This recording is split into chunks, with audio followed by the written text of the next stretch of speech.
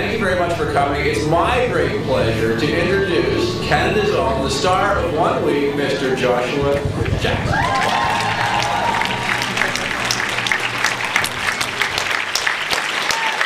Thank you. And thanks all for coming out tonight. I'm actually got some butterflies. I've never seen the movie with an audience before because I semi-famously and really stupidly lost my passport on the way to the film festival, so I wasn't actually able to see it when it opened last time. So I can't tell you how happy I am to be here. So I hope you're all happy to be here too. And I really hope you enjoy the show. Have a good night.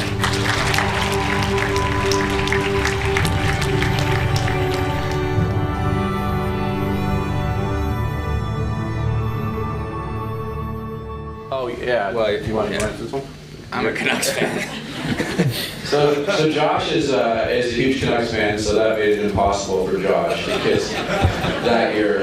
So I made him kiss the 1967 Toronto Maple Leafs. And he was all method at that point. Yeah, exactly. Any other questions? I would have kissed the Canucks winning the cup, but we never have, so it was tough to find.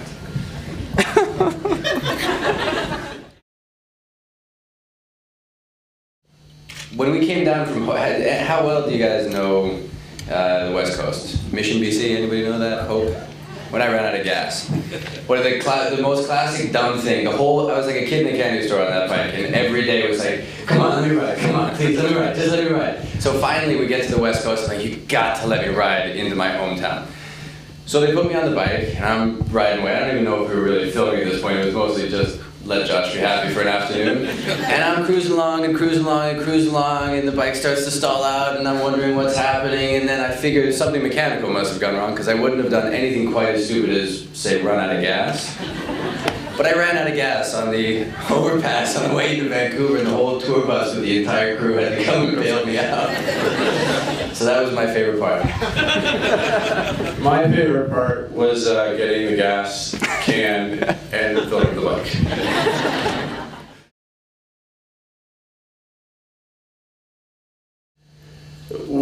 The bike never really broke down, ever, except when it fell over near Calgary.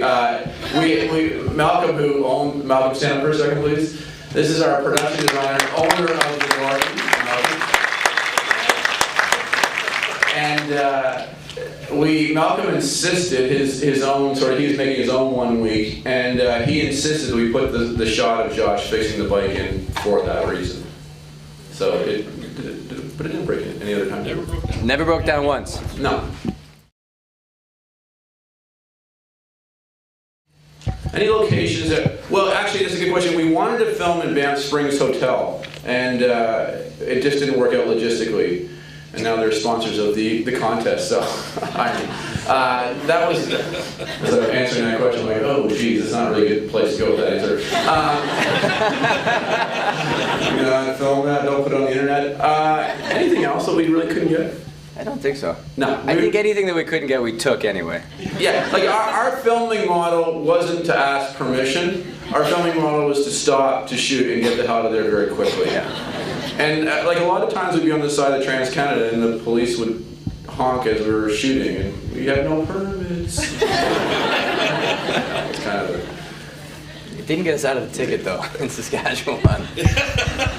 We were in Manitoba. Oh, Manitoba. And I was driving, of course, and Josh was in the back, and we got stopped by the cops, and of course Josh at that point didn't declare himself, so I thought that was how I was get out of the ticket, but $500 later. No. I'm gonna get burned on this one. $500 later, officer, please, I'm directing a movie. Perhaps you saw St. Ralph, my first film. We're making a Canadian film where I drive across Canada with all the camera equipment in the back. You don't think I can get a break here, do you? I know what.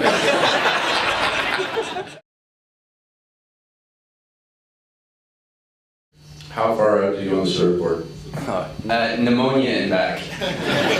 we shot that, it was so cold, and you were a trooper, but we shot that scene in about 12 minutes. I think we used every frame of it in the film. It was so ridiculously cold, even before we got out there. So wasn't sure when we finished whether we had enough footage to actually make the scene work, but. We shot until I physically couldn't move my arms and legs anymore, and then they pulled me out. Yeah, it was just ridiculously cold. So we were probably about a couple miles out. Not even off the coast. We were basically 200 yards out. Doesn't matter how far out you are, it's cold. We're out far enough to see that whale.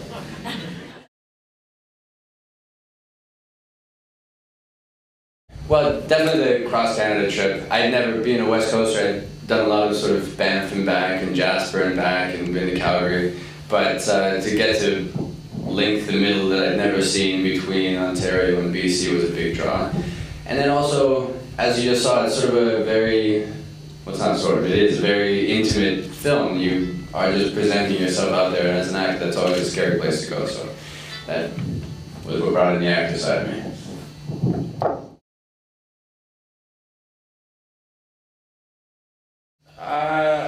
Two reasons. I wrestled with the idea of what would you do if you wanted to live, not a very original idea, but I sort of wanted to create a character around that, and I really sort of talk about what Josh just said. I hadn't seen in film a love letter to the country, and I think as Canadians, sometimes we only embrace our inner patriotism at the start of hockey games, and I wanted to give us another opportunity to do that.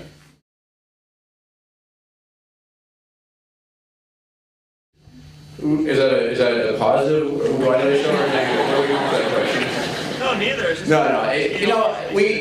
there was a lot of argument in editing whether we should end the film when the whale surfaced, and I felt like I wanted to give, it was a sort of just another layer, but I really wanted this to be a hopeful film, and the fact that he lived long enough to write the book was sort of in writing a film, how do you make a film about terminal cancer hopeful, and hopefully you leave thinking, yeah, I feel sort of hopeful at the end, and that was the reason for that scene.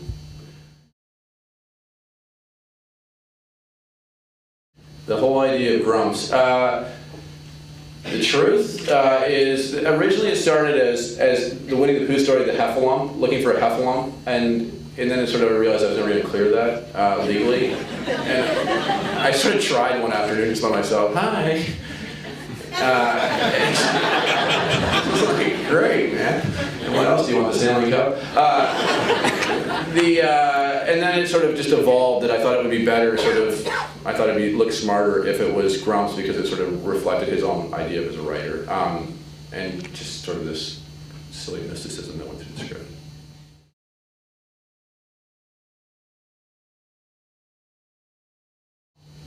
People outside of Canada. I'm nominated outside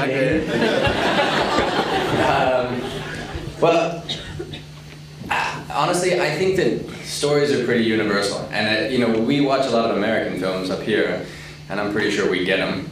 And we watch a lot of American TV, and hopefully we get that too. So I'm not really sure that Canadianness is a barrier to entry. I mean, if the movie is good and if people are getting involved in the character storylines, it doesn't really matter that the backdrop is Canada rather than Lithuania. It just, if you get involved in the characters' lives, then you're involved in the story, and everything else sort of falls in after that. So that's part of our we're too polite as Canadians. We just can't help ourselves. And I don't think you'd ever find a British filmmaker saying this film is too British, or an American filmmaker saying this film is too American. The film is not too Canadian, it's just Canadian. And that's okay. I think everybody would get it.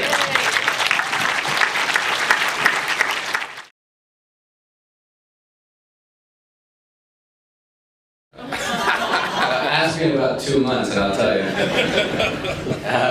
I don't know, how do you feel about Mats Sundin? Yeah, like I said, in 2 months I'll tell you. And I don't feel like I'm going to live to ever see a Stanley Cup come down Robson Street. So it can be Mats Sundin, it could be Jesus Christ coming back from the and it just feels a little terminal in BC, I gotta say. So I feel your pain.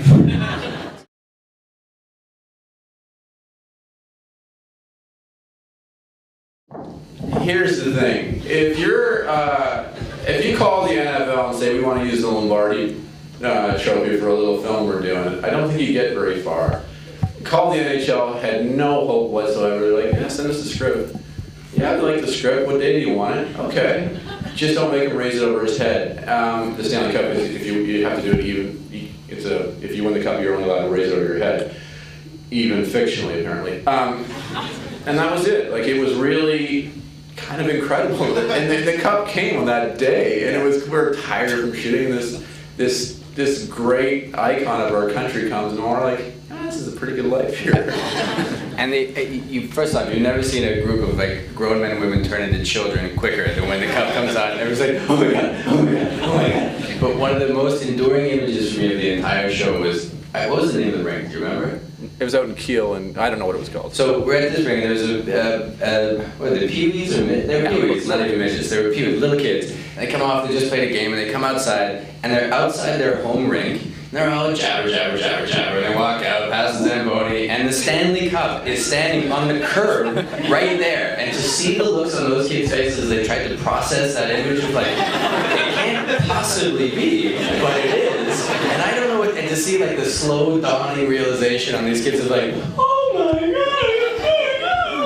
And then the best part was to see them all rush up, and like every single boy and girl in this country rush up and not touch it because they might win it one day. And they didn't want to jinx themselves. It was awesome. Their reaction was kind of like Josh's in the film. Really. Yeah, exactly.